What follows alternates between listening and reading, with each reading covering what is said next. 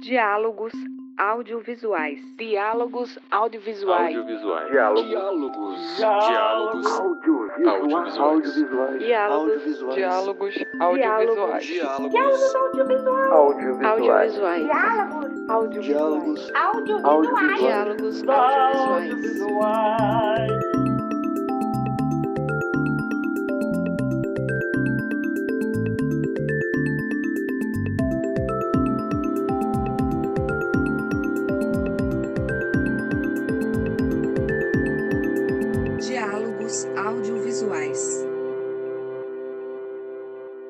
Olá, sejam bem-vindas e bem-vindos ao Diálogos Audiovisuais.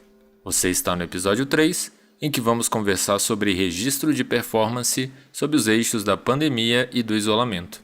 Meu nome é Fábio Belotti, sou analista de audiovisual da Gerência de Cultura do Departamento Nacional do SESC, e essa é uma proposta desenvolvida coletivamente pelos departamentos regionais do SESC Acre, Bahia, Distrito Federal, Espírito Santo, Goiás, Maranhão, Mato Grosso do Sul, Pará, Pernambuco, Piauí, Rio de Janeiro, Rio Grande do Sul, Rondônia, Santa Catarina, Sergipe e SESC Tocantins.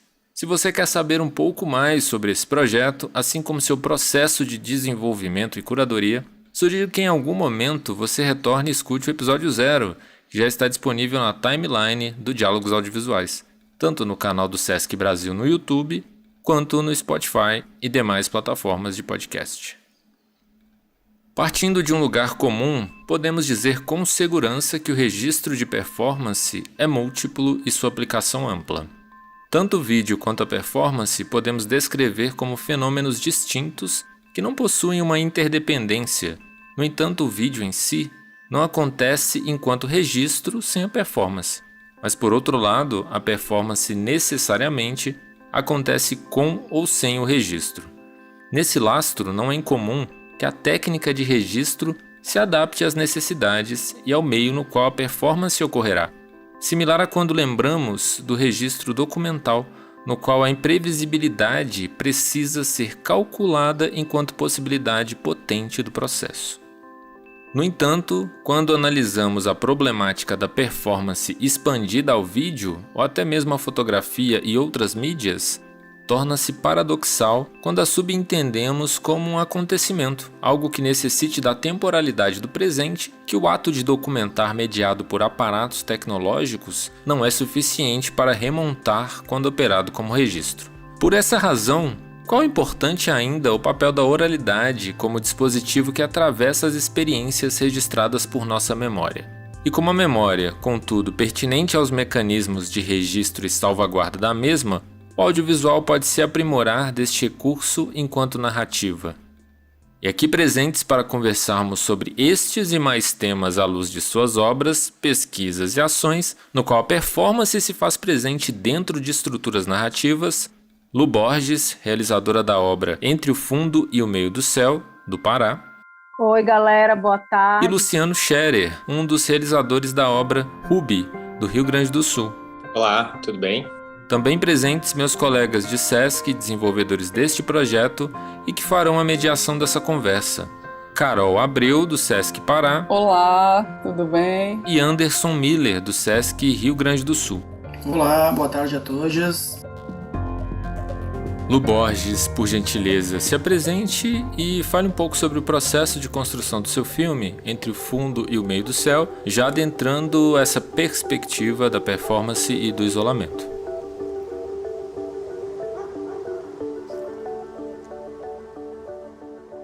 Eu sou Lu Borges, eu sou cientista social com ênfase em antropologia pela Universidade Federal do Pará, sou atriz, também formada pela Escola de Teatro e Dança da UFPA, sou astróloga em formação e tenho mestrado em artes pela UFPA. O Entre o Fundo e o Meio do Céu é uma performance direcionada para o vídeo, dentro do campo do cinema experimental, do cinema do corpo, da arte e vida, como uma extensão da existência poética. É um trabalho que tem uma reflexão acadêmica, do mergulho na trajetória pessoal. Eu sou da linha de poéticas do programa de pós-graduação em arte da UFPA, então eu tive que escrever um memorial, dentro dessa linha. Eu não gosto muito de carimbar as coisas, mas se eu tiver que denominar a minha obra, talvez eu enquadre dentro de filme de artista, né, de autoficção. Então, eu vejo Entre o Fundo e o Meio do Céu como um embrião de um trabalho que se desdobrou em outros vídeos, né? Acabou que eu criei depois uma série que se chama Entranhar-se, e aí depois eu fiz A Carneira, eu fiz Toura, e eu ainda estou desdobrando em outros trabalhos. Então, ele acaba sendo um acúmulo de várias ideias e várias proposições estéticas juntas que foi desaguando em outras mini-partos, né, mini-obras. Então, a gente trabalhou com uma equipe reduzida, mas com profissionais em departamentos, né? Algo bem dividido. É um trabalho que ele não tem um compromisso com a rigidez do cinema narrativo clássico, nessa questão de marcação, sem essa obrigatoriedade da linearidade do cinema narrativo vigente. Tem essa questão também, né, da diferença do corpo no cinema e do vídeo. Então, isso eu acho que a gente consegue trabalhar, é importante.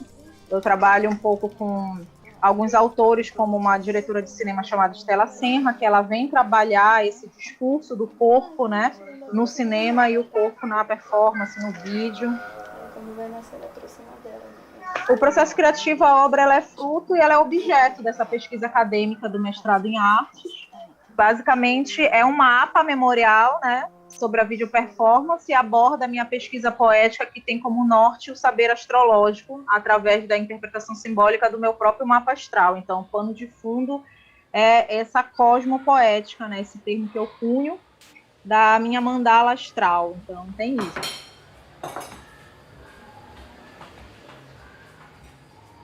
Luciano Scherer também pode se apresentar e falar um pouco sobre o processo da sua obra, também nas perspectivas dos nossos eixos e principalmente no isolamento do personagem.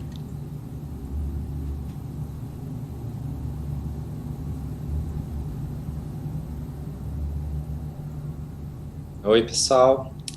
Eu sou um dos diretores, realizadores do Ruby, junto com o Guilherme Soster e o Jorge Loureiro. E o Ruby foi um curta que nós filmamos entre 2013 e 2014, e depois ele foi lançado só em 2015. E ele foi filmado no sul do Brasil e no Uruguai, algumas partes. E foi basicamente feito por nós três em diferentes posições, assim, a montagem foi feita por mim, junto com um amigo uruguaio que chama Diego. O Guilherme fez a parte da montagem de som. O filme foi realizado por nós três, foi escrito por mim e pelo Guilherme. Eu sou o ator do filme.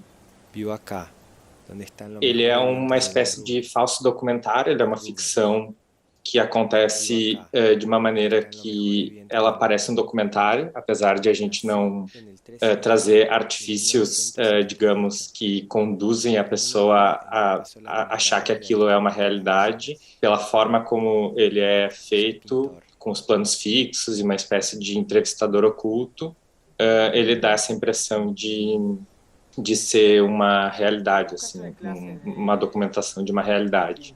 E o filme ele foi filmado bastante no modo performático, ou seja, durante as rodagens, de fato, eu, de alguma maneira, encarnei aquele personagem e os outros dois rapazes, que eram os câmeras, eles filmavam como se aquilo fosse um documentário sobre esse personagem. Então, tem essa performatividade da parte do ator, mas eu também acho que existe uma performatividade da parte das câmeras também, porque elas improvisavam bastante, a gente experimentava muito durante as rodagens, tinha muito uma imprevisibilidade também. As repetições, muitas coisas não eram repetidas, muitas repetições acabavam sendo muito diferentes, então acho que foi um filme bastante vivo, assim. Ele traz também algumas questões autobiográficas minhas com o personagem. O filme foi filmado uma parte na casa dos meus pais, uma parte na casa da minha avó. Algumas das pinturas são minhas e algumas das pinturas são do Guilherme também. Nós três, tanto eu como o Guilherme como o Jorge, éramos pintores. Hoje em dia ainda pintamos, eu e o Jorge ainda pintamos um pouco, mas eu tenho me dedicado mais ao cinema, o Guilherme também e o Jorge também. E depois tem um processo bastante a partir dessa grande quantidade de material que nós criamos, de buscar uma narratividade na montagem. E é um filme bastante calcado numa ideia de realismo, um pouco sensorial, assim, e ele passou na Mostra Sesc também, na Nacional e na do Rio Grande do Sul.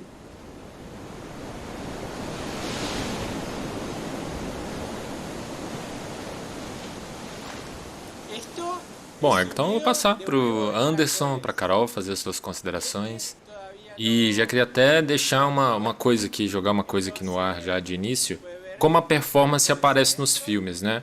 Da Lu Borges me pareceu que era uma performance já calculada, nasceu de uma performance. E do Luciano, por outro lado, parece que as performances se desenvolveram durante, né? Muito com uma coisa imprevisível, né? De deixar o imprevisível muito ajustado na obra para que essas performances pudessem surgir ao longo. É uma coisa assim, Fábio, que tu falou agora com relação a esse imprevisto, assim, né, improviso, na verdade. Fico pensando, assim, no trabalho dos dois mesmo, né, tanto do Luciano quanto da Lu Borges. A Lu, ela estava num processo de gravidez, né, e aí ela também consegue inserir o parto dela, né. E aí eu queria saber, assim, mais ou menos como foi esse roteiro, né. Se foi improvisado, como é que foi isso, que foi bem no período de gestação, né, que aconteceu esse teu processo, né, Lu? Dizem as más línguas, os meus colegas de turma, que eles falaram que eu engravidei de propósito, né? Eles falaram, eu te conheço, deve fizer de propósito, Luciana. Porque, na verdade, mudou também, né? A pesquisa é algo vivo, latente, e a minha pesquisa foi desaguando e foi mudando. Eu ia fazer uma desmontagem cênica com obras de arte que eu já tinha feito, com cenas, com espetáculos, eu ia desmontar, né? Acabou que eu engravidei e eu estava muito na questão da astrologia e essa video performance ela foi acompanhando a gestação de 9 meses. A gente começou filmando eu com uma barriguinha e aí depois o videomap a gente volta para Mosqueiro, porque ela não é filmada em Belém, ela é filmada a 70 quilômetros de Belém, né? Numa ilha. E a gente volta para casa com a bebê já no colo, com 2 meses. Então, teve essa questão do tempo também, né? Então, tem essa questão, eu ensaiei algumas coisas e quando chegou na hora, a barriga já não deixava fazer a cena naquele corpo do banheiro, por exemplo. A cena do banheiro, eu fui lá para fazer a marcação de cena com uma barriga. Quando a gente voltou para filmar, eu tinha uma outra barriga e já não conseguia fazer a cena de botar o pé. Eu fiquei pensando, olhando o trabalho dos dois, assim, como o Fábio falou, dessa questão de, por exemplo, do trabalho da Lu Borges ser uma performance já mais pensada, talvez, e do Ruby não tanto, né? Eu gostaria de saber, assim, como que surge essa escolha dessa narrativa, né, de performance na vida de vocês, de experimentação, né? Como se dá essa construção, né? Pesquisa, era um processo de construção ao longo do processo que foi mudando, ou vocês já tinham em mente, o caminho que a gente vai seguir é esse? Como que isso conversa com o roteiro inicialmente, com o argumento que foi feito? Estava pensado ou não? Foi se construindo ao longo do tempo, até para ouvir do Luciano também, depois da Luna. O Ruby, ele surgiu enquanto personagem, porque eu e o Guilherme morávamos juntos e dividíamos ateliê, e a gente queria muito fazer cinema, e a gente pensava assim, o que era acessível para nós criarmos algo cênico com o que nós tínhamos ao nosso redor, assim. Então nós pensamos tanto nas localidades que nós íamos filmar, que nos interessavam visualmente e atmosfericamente, e o Guilherme, ele achava que eu deveria fazer essa espécie de pintor que é um pintor um pouco estranho, um pouco fora do comum, digamos assim, meio outsider, digamos assim. Então, e foi o meu primeiro trabalho de encarar um personagem, assim, foi nosso primeiro trabalho de cinema, de forma geral, de todos, e foi o primeiro trabalho de ser ator também. Depois disso, venho fazendo em outros curtas-metragens também isso. Mas foi realmente quase que um susto, assim. Eles chegaram na casa dos meus pais para filmar e a gente começou a filmar e aquele personagem, de alguma forma, foi aflorando, assim. E a gente ia experimentando algumas coisas. Através da montagem, talvez o filme pudesse ter sido um pouco mais de comédia ou um pouco mais de quase que terror, talvez. Então, a gente, através da montagem, a gente ia tentando dosar, assim, digamos, as atmosferas que nós desejávamos. Mas foi Foi a partir de um roteiro muito enxuto, que era uma folha com algumas coisas escritas, tipo uma escaleta, que dava um pouco da ideia do que seria esse personagem, e depois foi muito na vivência mesmo. Estas vienen desde África. No quedan tan grandes, pero Julia creció mucho más que las otras. Faça força, que tá vindo. Eu, por exemplo, tenho uma mistura, né, nesse caso. Eu tenho a cena do banheiro, por exemplo, a cena do banheiro, ela é uma cena que ela existiu antes.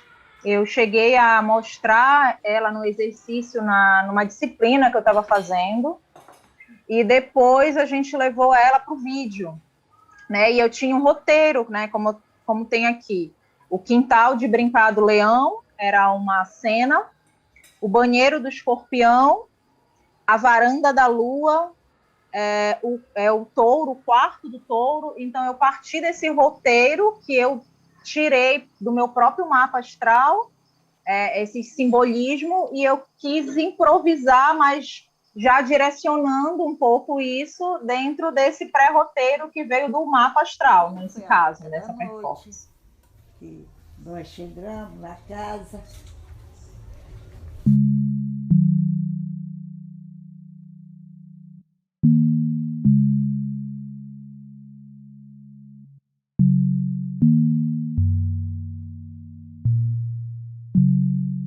Aproveitando, né, da fala de vocês, até para vocês pudessem falar um pouco da escolha desses elementos, né, falando das duas obras, né, tanto os elementos narrativos físicos como alguns abstratos, né, como cosmológicos, né, astrologia, tarô, numerologia, né, o chalé, o número 13, a banheira, né, com plantas, o ritual dos animais mortos, no caso do Ruby, o espiritismo, sonhos, o quanto a escolha desses elementos eles contribuem para esse formato de performance na construção da obra.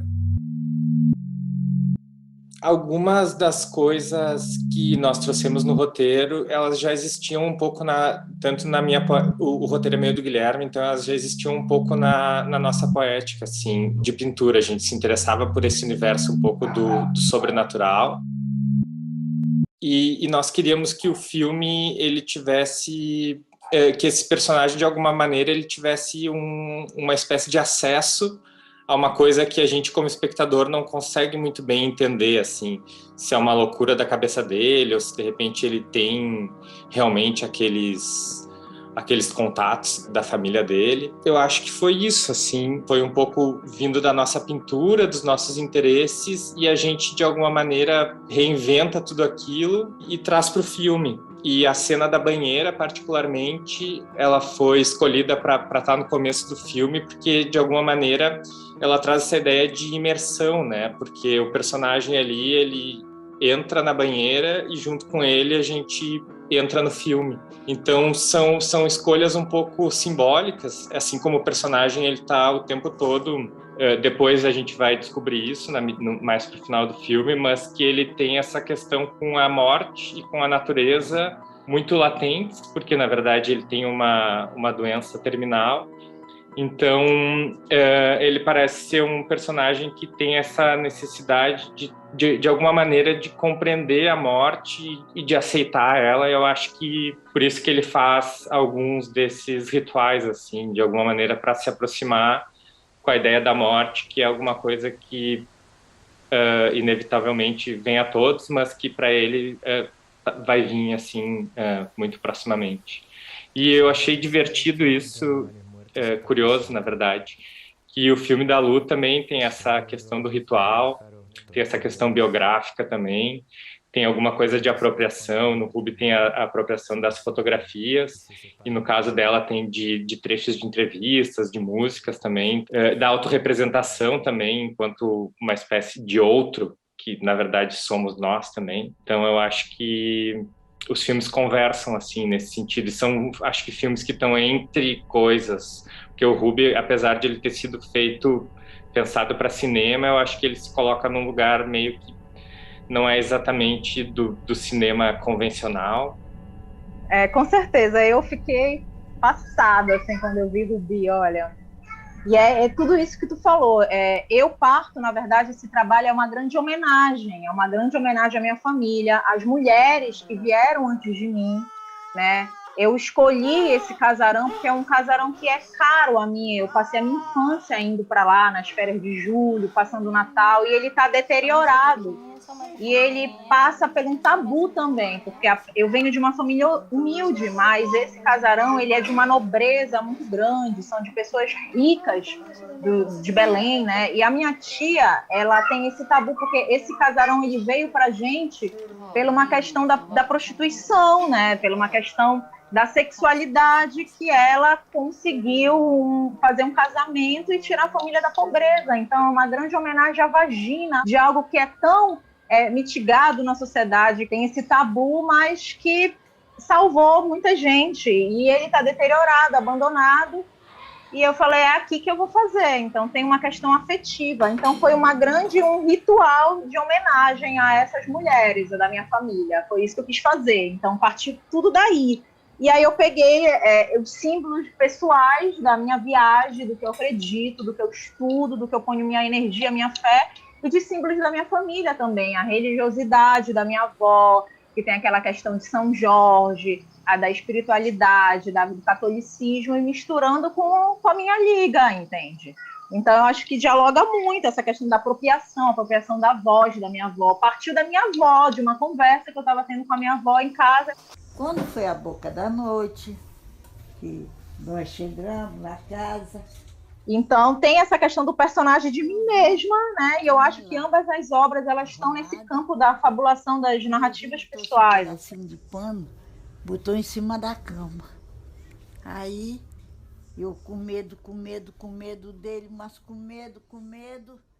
E aí Só comentar aqui assim, porque do Rubi, né? Quando eu assisti o filme, né? Eu aqui em Belém do Pará assisti para a Mostra Sesc de Cinema e fui pro Rio, né, num encontro da mostra, né, para o lançamento da mostra, e aí eu me deparei com o Rubi na minha frente, né. Eu acreditei de forma muito sincera, assim, nessa tua ficção, assim. E eu queria saber, assim, como é que as pessoas lidam, assim, como é que elas recebem. Depois que eu fui entender que era uma performance, eu confesso que eu não havia percebido. Es un lugar donde vengo siempre. Creo que me quedé acá una vez. Ya no sé.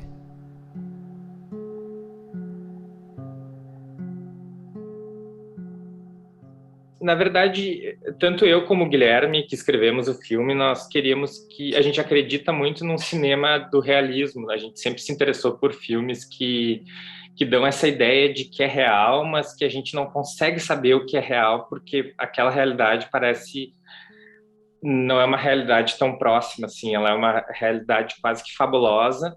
Então, existe esse limite, assim, que a gente tenta brincar, e muitas vezes nos festivais aconteceu isso de as pessoas acharem que o personagem era real. Aconteceu até no Diálogo de Cinema em Porto Alegre, aconteceu de eu subir no palco para debater a obra e a pessoa me perguntar como é que estava a saúde do Rubi para mim, e aí todo mundo começou a rir, assim, e tal. Então, acho que é algo que nos interessa muito no cinema, assim, realmente, de tentar alcançar isso, mas não de uma forma, através de um naturalismo, eu diria assim, em termos de abordagem.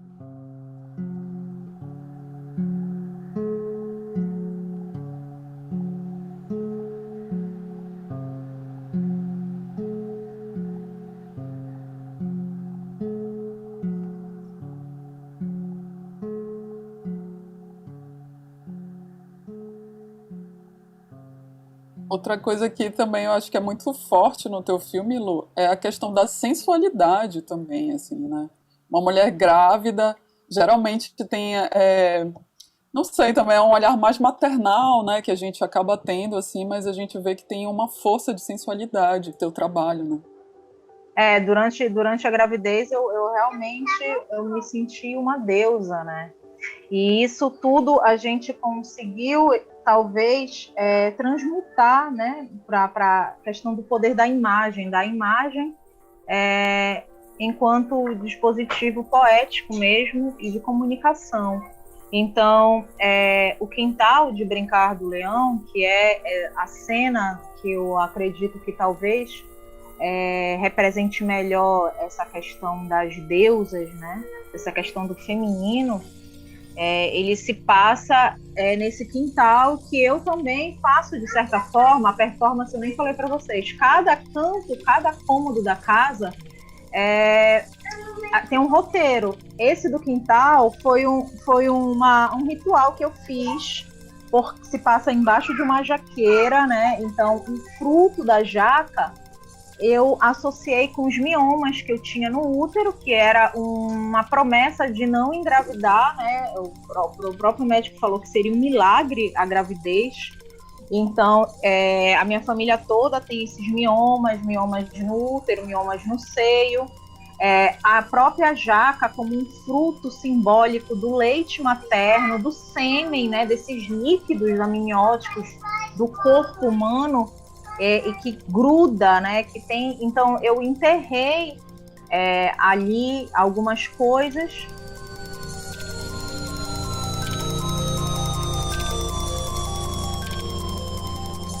Escutando vocês, eu concluí aqui, tem algumas conclusões, algumas reflexões aqui, que o corpo e a corporeidade são fundamentais para a performance, né?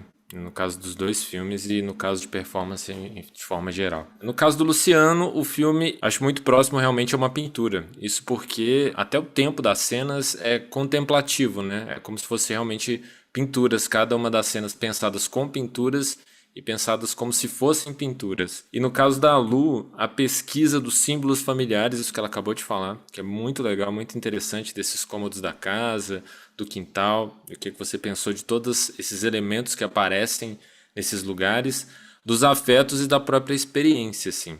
Mas, quando a gente leva isso pro vídeo, assim, né, quando a gente precisa de um artifício tecnológico, de filmar e tal, a gente faz essa amarração, muita coisa pode se perder, né, em termos de performance. E do corpo também, entendendo essas temporalidades fora do próprio vídeo. O que no caso de vocês, desses trabalhos que vocês construíram, o que ficou de fora? O que nesse caso vocês não conseguiram levar para dentro dos filmes?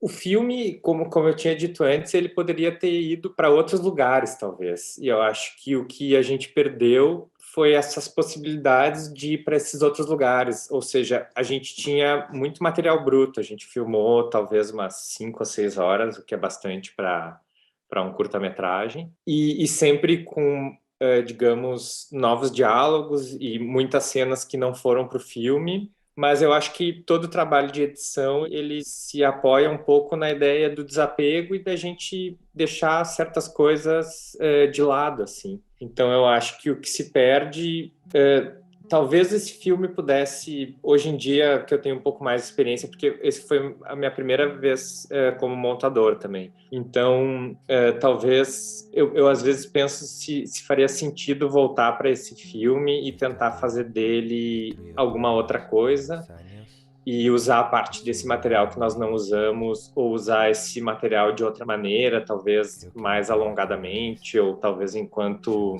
múltiplos displays, como se diz, múltiplas telas. Então eu acho que o que se perde é uma não linearidade que poderia ser possível, mas que a gente tem que optar, enquanto fazedores de filmes, em criar uma linha, né?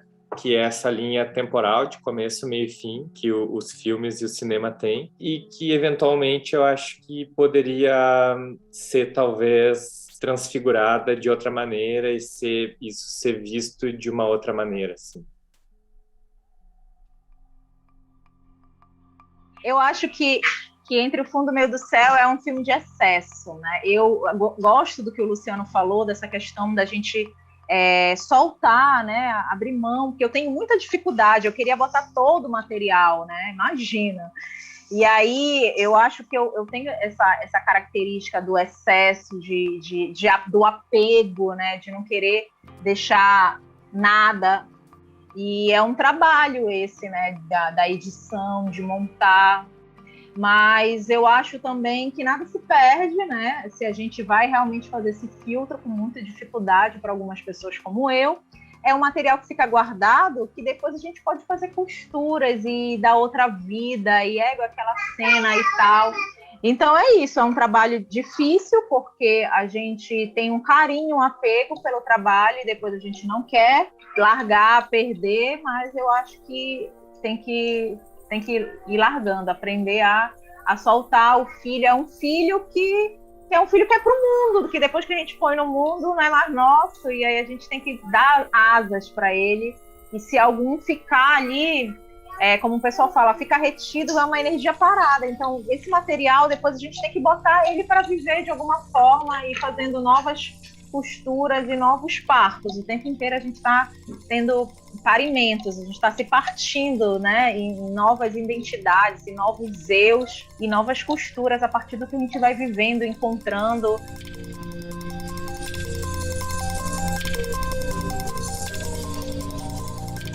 O quanto que inserir de uma forma a performance dentro dos filmes e também pro lado do dispositivo também ser performático, né? A câmera também, ela precisou se adaptar à performance, precisou ser performativa também, né? Acompanhar um pouco do que o filme estava se propondo. Quanto vocês acham que isso contribui para um filme sair dessa linha muito padrão, assim, até padrão mesmo, se a gente vai analisar cinema independente, esse padrão de festival, desses filmes construídos para festival. Vocês acham que a performance também contribuiu, nesse caso dos dois lados, tanto da construção da própria performance, quanto do dispositivo que registrou a performance?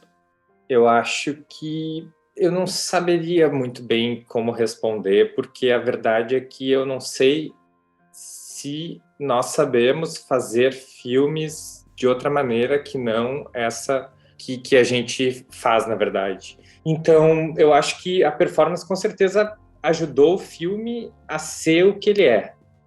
Mas, tanto que quando nós fizemos o filme, a gente nem tinha muita ideia do que era festival e nem de que existia a hierarquia dos tipos de festival. Então, pra gente, isso era uma coisa que estava realmente... Hoje é uma coisa que até hoje em dia eu penso mais, mas que na época isso estava completamente fora do nosso pensamento, porque a gente nem tinha esse tipo de informação. Então eu acho que a performance, ela realmente foi o que permitiu esse filme ser o que ele é, assim. Acho que ele é a única forma de sobrevivência, de existência dele. Eu acho que sim, total, né? Tem até aquela ideia, né, da performance, que tem a questão do vídeo enquanto registro da performance, né?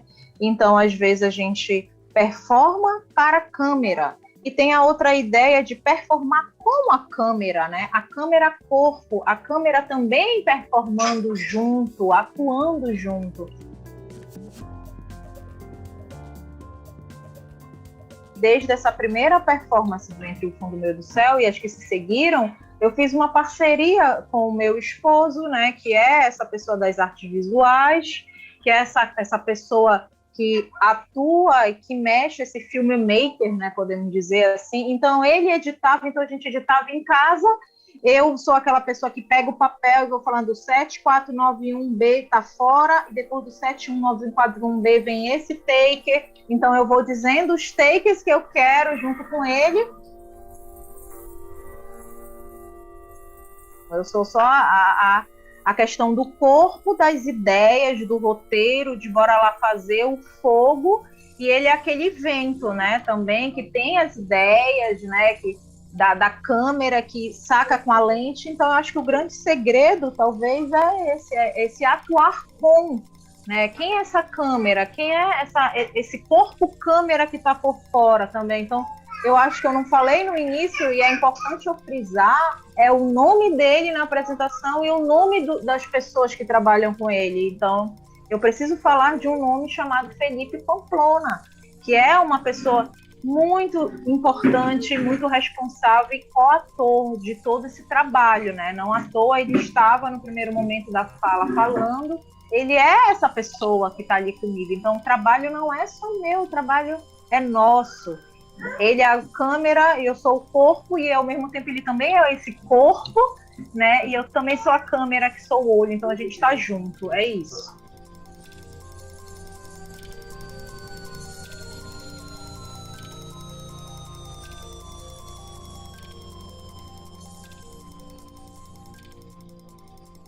O que vocês acham agora a partir desse... Não dá pra chamar de um pós-pandemia ainda, mas quando a gente tiver realmente, se tiver um dia um pós-pandemia, como que vocês acham que esse momento e essa abertura que a gente teve agora para esses formatos, né, forçadamente às vezes até migrarem para a tela, agora para essas outras linguagens que às vezes eram um pouco isoladas, segmentadas, às vezes até apagadas, por exemplo?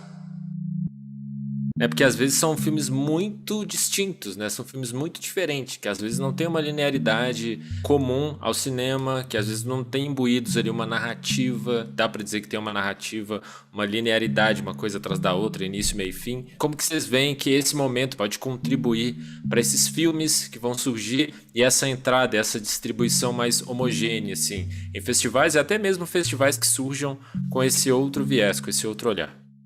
Eu acho que todos os formatos eles têm uma potência. Acho que muitas dessas coisas realmente têm uma potência de serem transformadas para o dispositivo cinema sem perderem ou talvez ganhando, inclusive, coisas. Eu acho que vai depender muito dos curadores, né, de enxergarem potencialidades e de estarem sempre muito abertos ao que é oferecido, ao que é enviado pelos artistas, porque imagino que deva ser uma situação bem complexa, assim, selecionar filmes para festivais, porque deve-se receber muitas coisas e deve-se ter essa ideia de fazer uma curadoria também que seja uma curadoria que se feche em si, de alguma maneira, assim, que tenha uma lógica. Então, eu sempre espero, na verdade, que os meios se expandam e que as coisas se transformem para melhor e para coisas mais abertas. Eu não tendo a acreditar nas coisas muito puras e nos formatos muito fechados, assim. Muita gente diz,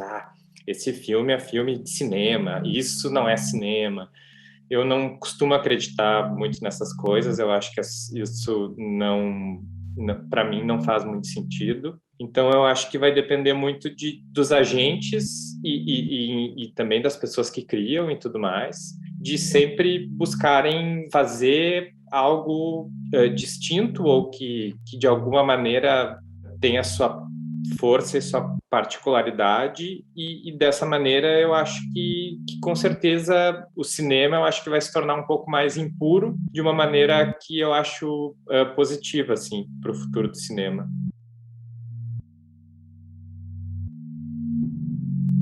Eu estou pensando da questão de outros dispositivos também, né?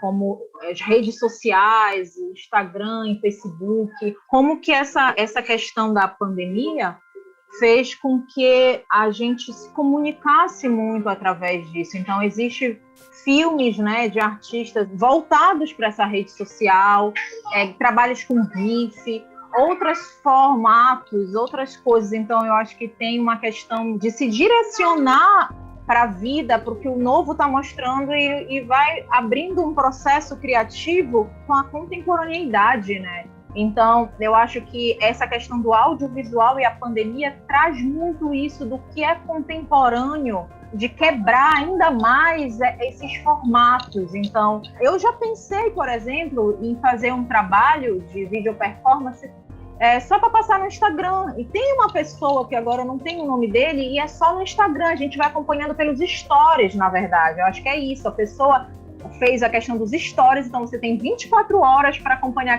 aquela video performance, e como se fossem novos capítulos através dos stories. Então eu acho isso genial, né? Uma forma diferente e inovadora de se ver. E ao mesmo tempo, a gente vê também artistas e linguagens que tem uma certa dificuldade, né? Por exemplo, o teatro, bem antes da pandemia, a gente que é do teatro, a gente era totalmente contra assistir espetáculos de teatro, né? Registros de teatro, porque a gente falava que a gente não conseguia, matava o teatro, né? Porque o teatro é a arte do encontro, é a arte da captação da presença do corpo, da ânima do ator. Isso só acontece no aqui e agora, no ao vivo, né? Então, hoje o ator, ele pode ter aquela cena, aquele personagem certo, mas na quarta-feira ele faz de um jeito e na quinta-feira é outro espetáculo, mesmo tendo aquele roteiro todo quadradinho com aquele texto, é outra coisa. E aí, como é que certas linguagens começam a se enquadrar e às vezes se sentem até obrigados a se enquadrar nessa questão do audiovisual? Tem isso também. Então tem esses dois lados.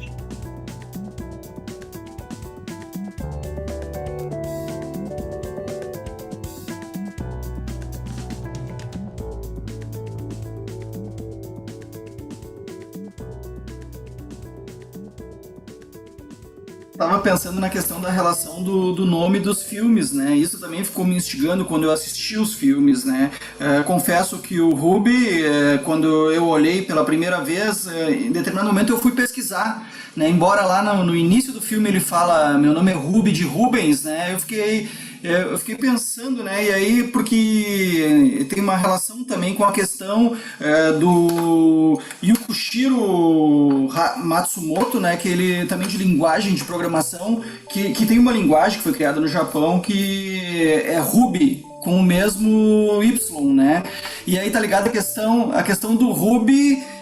A questão do Ruby com o rubi, né, com a pedra, né, e aí tem a questão, ele botou esse nome por conta da questão zodiacal, né, de um amigo dele, enfim, eu fiquei traçando esse paralelo também com a questão entre dois mundos, né, com a questão do mapa astral, enfim, a gente sempre fica pensando nessas relações, do que levou esse caminho do nome, né, e até desses conteúdos, né, a partir, como a Lu falou, a gente bota o filho no mundo, né, e as pessoas, a partir dos seus repertórios, têm as suas relações com aquele conteúdo, né, e até para escutar de vocês um pouco dessa construção desse nome, né, e também um pouco dessa questão de se aconteceu, né, em festivais que vocês foram, enfim, alguma relação que as pessoas fizeram que fugia muito daquilo que habitualmente vocês tinham criado com o conteúdo e que não tinha correlação com aquilo que vocês pensavam.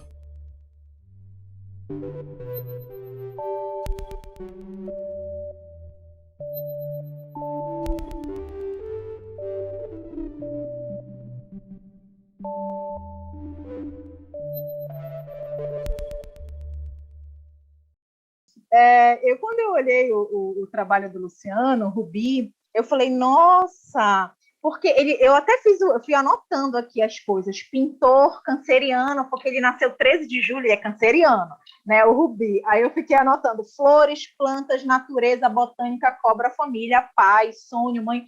E eu falei, cara, o fundo do céu equivale ao fundo do céu que cai na casa 4 de astrologia, e ele traz esses temas, exatamente. Então, assim, Rubi é o fundo do céu, né? Essa questão das relações familiares, a casa 4, o fundo do céu, é a casa do pai, quando a gente quer ver a relação com o nosso pai, quando a gente quer ver quem é esse nosso pai, como foi a nossa infância, fala do fim da vida, fala da morte, fala de como que a gente vai finalizar a vida, fala mesmo de como a gente vai ser enterrado, da morte. Eu falei, caramba, né? Então tudo a ver, os animais mortos, a quimioterapia, a casa, né? A casa, principalmente o chão, as raízes. Eu falei, caramba, eu fiquei chocada.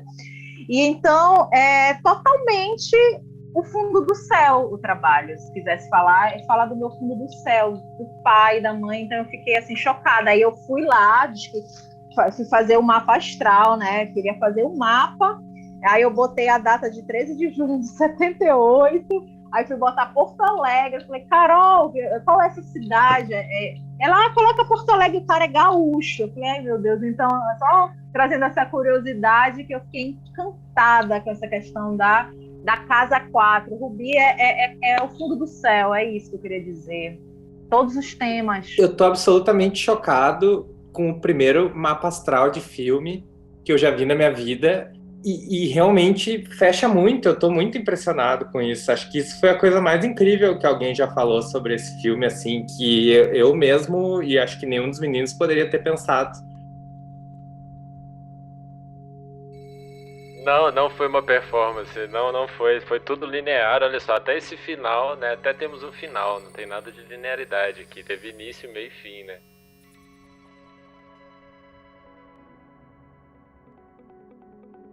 Gente, o papo foi incrível, ainda mais que esse final agora fechou com chave de ouro.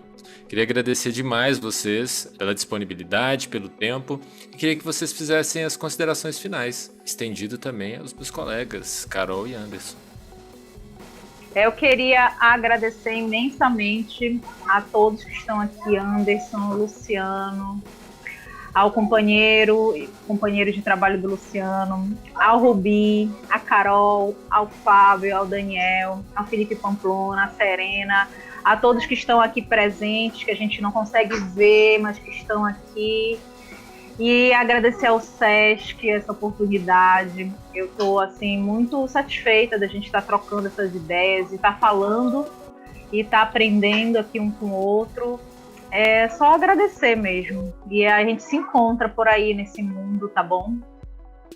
Eu queria também agradecer muito, pessoal. Foi incrível. Aprendi muito, realmente. É isso, é muito legal que o SESC tenha permitido que a gente, de alguma forma, vá retrazendo à tona os nossos trabalhos, e nesse momento que, às vezes, é muito difícil de mostrar eles, a gente possa ter essa oportunidade de trazer as ideias, conversar e falar um pouco do processo, que é uma coisa que muitas vezes, quando os trabalhos são mostrados, essas coisas não vêm. Então, acho que é incrível.